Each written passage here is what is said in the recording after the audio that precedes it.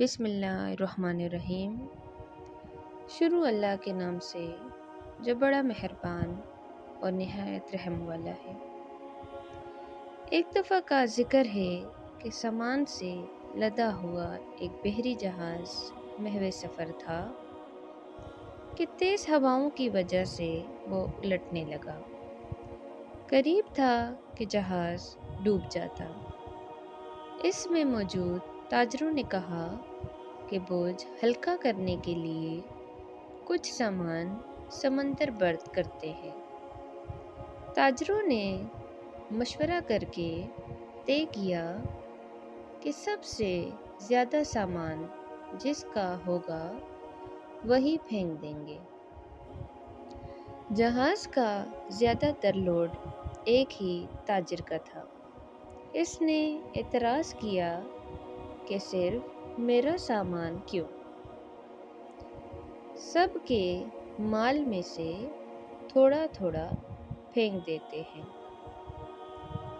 انہوں نے زبردستی اس نئے تاجر کو سامان سمیت سمندر میں پھینک دیا، اور قدرت کی شان کہ سمندر کی موجیں اس کے ساتھ کھیلنے لگیں۔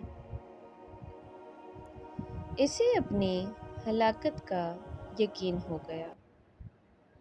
جب ہوش آیا تو کیا دیکھتا ہے کہ لہروں نے اسے ساحل پر پھینک دیا ہے، اور یہ ایک غیر آباد جزیرہ تھا۔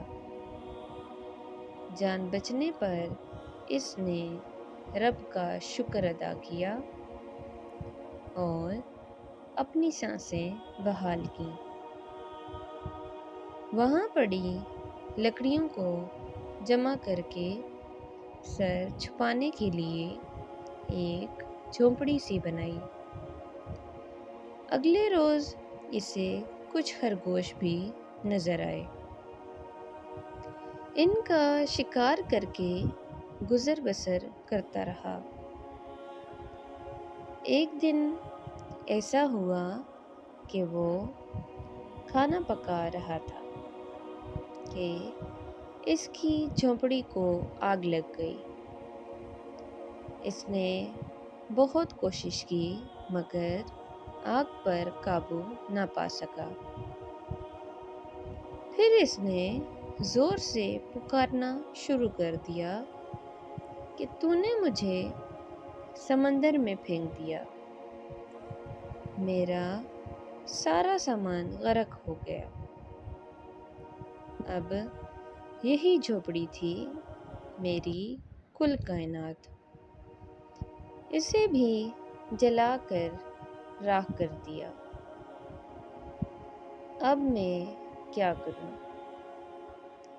یہ شکوہ کر کے وہ خالی پیٹ سو گیا۔ جب صبح جاگا تو عجیب منظر تھا۔ دیکھا کہ ایک کشتی ساحل پر لگی ہوئی ہے اور ملاح اسے لینے آئے ہیں۔ اس نے ملاحوں سے پوچھا کہ تمہیں میرے بارے میں کیسے پتہ چلا؟ انہوں نے جو جواب دیا اس سے تاجر حیران رہ گیا۔ ملاحوں نے کہا کہ ہمیں پتہ تھا کہ یہ جزیرہ غیر آباد ہے، لیکن دور سے دھواں اٹھتا ہوا نظر آیا تو سمجھے شاید کوئی یہاں پھنسا ہوا ہے جسے بچانا چاہیے، اس لیے ہم تمہارے پاس آئے۔ پھر تاجر نے اپنا پورا قصہ سنایا تو ملاحوں نے یہ کہہ کر اسے مزید حیران کر دیا کہ جس جہاز سے تمہیں سمندر میں پھینکا گیا وہ آگے جا کر غرق ہو گیا۔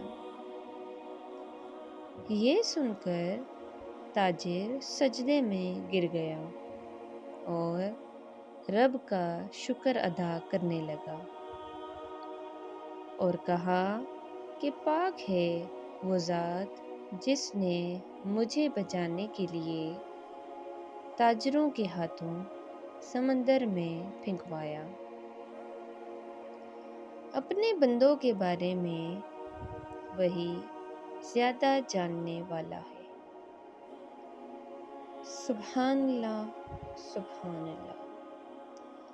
حالات جتنے بھی سخت ہو جائیں، اللہ کی رحمت سے مایوس نہ ہوں۔ ہر حال میں اپنے رب پر بھروسہ رکھیے، کیونکہ وہ بہتر جانتا ہے۔